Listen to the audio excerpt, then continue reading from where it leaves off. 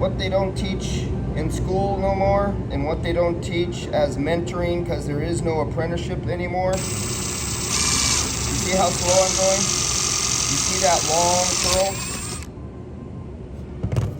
curl? You see this?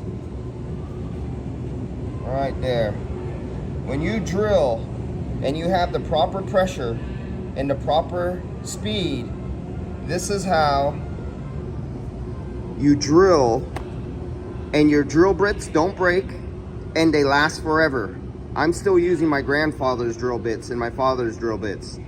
The only time they've ever gotten destroyed was unfortunately when my kids used them with me not around. And my kids grew up in modern times when there was no more wood shop, no more machine shop, metal shop, no more auto shop.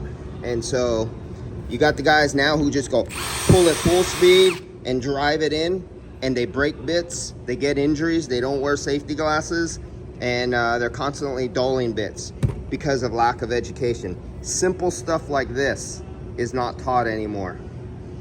These last forever, except with uneducated individuals who are not qualified to be in the industry to teach the guys under them who don't know themselves. This is a society problem.